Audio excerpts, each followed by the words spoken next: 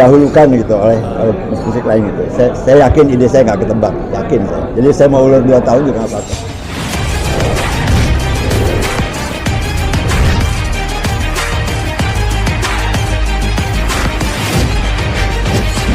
Ya, seperti teman-teman media ketahui, saya selama ini memang salah satu personel di industri yang begitu care, begitu sayang dengan musisi legend di Indonesia. Banyak sekali musisi legend yang kurang mendapat perhatian. Di Indonesia yang legend seperti Mas Waris itu ada Mas Waris, Mas Guru Soekarno, Mas Chrisye, Mas Yoki. Nah, kali ini kita ke Mas Waris. Kebetulan saya punya sahabat, sebenarnya kita udah lama kenalan sama Mas Ari Kuncoro pada saat kita ada session di itu ya di Icon Studio Live itu kok punya pemikiran yang sama gitu kan. Oh ya udahlah kita angkat yang Mas Waris ini gitu. Meskipun pastinya Mas Waris juga ngomel, kok lagunya ini aja sih, enggak juga kok, ada Cakrawala Senja, ada Serat Cita, ada Semusim yang enggak seperti biasanya. Biasanya kan harus ada Sakura, Barcelona dan sebagainya. Kalau dari saya itu teman-teman, mungkin dari Mas Ari bisa nambahin, monggo Mas. Dari sini Mas Waris. Intinya saya dan Mas Dino kita adalah semuanya penggemar Mas Waris RM dan saya pengennya ada sesuatu yang bisa kita sumbangkan terutama karya-karya Mas Waris untuk bangsa ini. Itu aja, terima kasih. Ya, terima kasih. Assalamualaikum warahmatullahi wabarakatuh. Sebetulnya tahun 2023 tengah sampai 2024 ini memang saya merayakan 45 tahun dedikasi musikal Faris RM. Saya sebutkan dedikasi musikal. Dedikasi musikal itu bukan hanya berkarya gitu ya, tapi aku juga mengajar, aku juga menulis buku, aku juga berbagai macam hal lah, ya, berbagai macam hal yang terkait musik pokoknya aku kerjain. Maka dedikasi musikal. Ini album ini menjadi bagian dari itu. Makanya namanya dalam rangka 45 tahun berkarya. Sepanjang tahun 2023-2024 itu memang berbagai macam aktivitas, pentas, diskusi musik, pengkajian atas karya-karya dilakukan oleh berbagai macam komunitas, berbagai macam festival, berbagai macam presentasi lah gitu. Contohnya ke Synchronize Festival tahun lalu 2023 yang menghadirkan dekade pertama Faris RM. Kemarin Synchronize Festival juga menghadirkan Badai Pasti Berlalu yang merupakan rekaman saya pertama kali masuk musik Indonesia sebagai drummer dari album Badai Pasti Berlalu, dan salah satu saksi hidup yang masih hidup ya di antara Eros Jarot, Bedani Tauruk, Kinan Setion dan saya. Jadi itu semua menjadi bagian dari 45 tahun dedikasi musikal Faris RM. Ini album ini, single-single, kumpulan single ini yang dirilis oleh Arisan Legacy ini merupakan satu bagian dari itu gitu. Sehingga saya terus terang mendukung support itu. Berbagai macam sebetulnya hal yang dilakukan di sepanjang perayaan itu.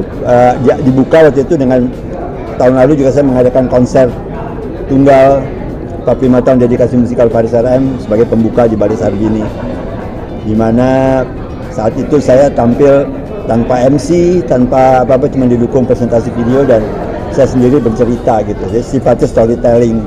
Itu juga presentasi yang dikemas khusus. Kenapa demikian ya? Karena dalam merayakan itu gitu. Harus ada, kalau siapa lagi yang bisa menceritakan perjalanan hidup, perjalanan musik saya, perjalanan hidup saya, bagaimana ininya lah, bagaimana in detail ya? In detail gitu. Nanti juga tahun ini juga alhamdulillah sedang dirintis produksi, udah sampai di skenario sih, sampai di skrip, dirintis produksi Mahaka, Ponder Lab dan Netflix untuk menghadirkan film Faris RM dan serial ya, episode di Netflix ya, 30 episode, 3 season, 10 episode. Jadi itu semua menjadi bagian dari dari perayaan itu, dan saya bersyukur karena itu semua datang bukan dari saya gitu, tapi dari teman-teman yang menghargai, yang mengapresiasi perjuangan saya, kiprah sepak terjang saya dengan berbagai kendala, dengan berbagai perjalanan hidup baik dan buruk yang tidak pernah saya tutupi, tapi saya sadar itu merupakan bagian hidup sejarah yang nggak bisa dipungkiri, nggak bisa diingkari gitu. Makanya ketika bikin film pun juga saya bilang sama penulis skenario dan produser, saya bilang saya nggak mau yang baik-baiknya aja gitu. Saya mau diceritakan apa adanya, karena sejarah hidup manusia itu nggak bisa disembunyikan gitu.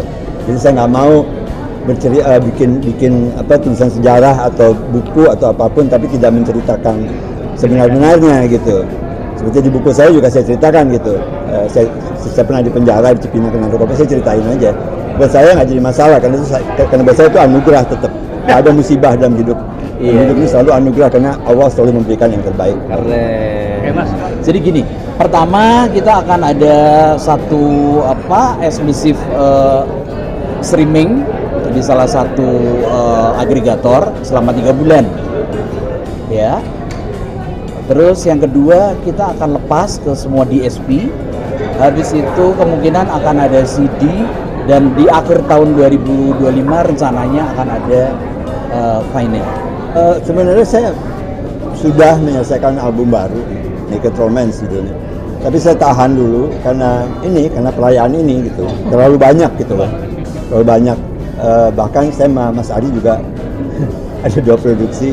Kami harus memilih-milih gitu, 3 dengan yang sama Mas Seno ini. Jadi saya bilang Mas Ari, oke, kita ngalah ke belakang. Naked Romance pun diproduksi oleh saya dan Mas Ari. Jadi kita ngalah dulu lah, nggak apa-apa kok. Saya yakin musik saya nggak akan nggak akan didahulukan gitu oleh musik lain gitu. Saya yakin ide saya nggak ketebak, yakin saya. Jadi saya mau ulur 2 tahun juga nggak apa-apa. Kuasa saya tentu aja ya mendengarkan orang lain berinterpretasi dengan karya yang kita buat itu pasti menyenangkan gitu, karena kita akan menemukan hal-hal yang tidak terpikir oleh kita gitu. Saya selalu suka gitu, dan sebagai pemusik saya bukanlah pemusik yang melarang-larang karya saya dinyanyikan orang lain. Saya justru semakin senang, semakin banyak orang nyanyiin karya saya makin senang, makin merasa terhormat, makin bersyukur bahwa karya saya bisa diinterpretasikan oleh banyak penyanyi lain, oleh banyak pemusik lain. Oke aja.